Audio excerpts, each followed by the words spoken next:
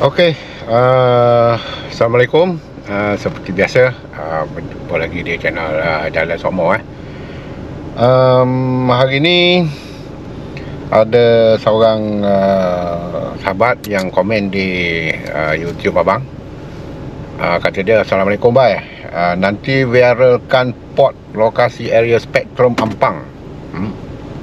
Apa ada kat situ Belakang mall Spektrum tu penuh dengan kedai Pakistan dengan Bangla yang muka macam-macam bengkel kat situ Dan ni kita dah ada kat Spektrum ni lah. Ni dia Spektrum shopping mall. Lagi dia kata ada seorang yang mengawal lokasi di situ, macam kartel pula. Dia juga jadi mastermind di situ. Ni pelik ni. Tapi tak apa, kita tunaikan perbincangan sahabat kita ni. Kita akan tinjau di Spektrum Shopping Mall ni di bahagian jalan di belakang. Kata dia banyak bengkel di situ.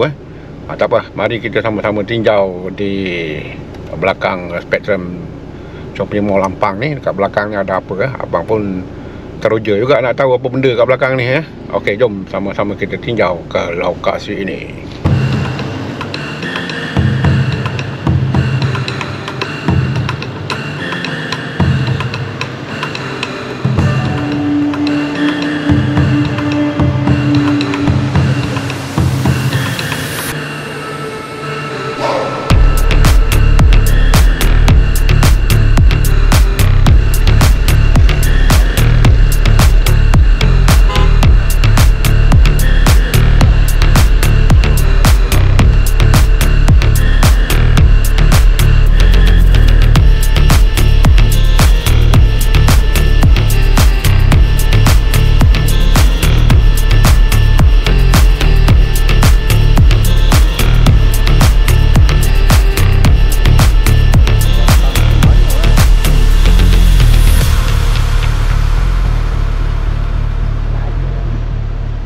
Okey, tuan-tuan, apabila kita masuk saja ke lorong belakang ini, memang kita dapati banyak sekali lah bengkel-bengkel ataupun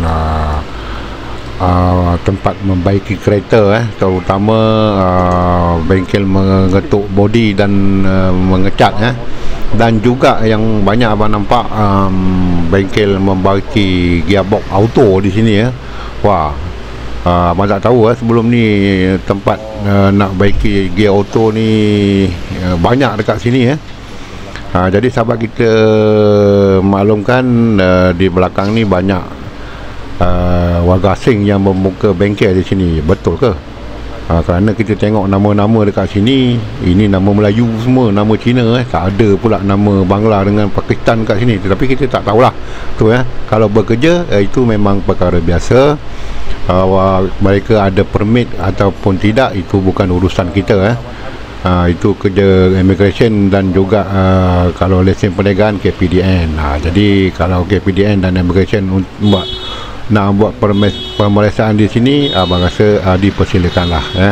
Kalau mereka ada permit dan bukan pendatang tanpa izin, itu adalah dibenarkan untuk mereka bekerja di lokasi ini. Begitu juga kalau berniaga, itu memang tidak dibenarkan. Okey, setelah kita perhatikan dekat sini, memang kalau untuk membaiki gearbox, abang rasa ini adalah lokasi yang terbaik untuk kita membaiki gearbox kereta kita, kerana terdapat banyak pilihan dekat sini. Macam-macam kedai ada kat sini. Jadi kita sampai di sini dulu tinjauan kita untuk kali ini. Dengan itu, Assalamualaikum dan okey, bye bye.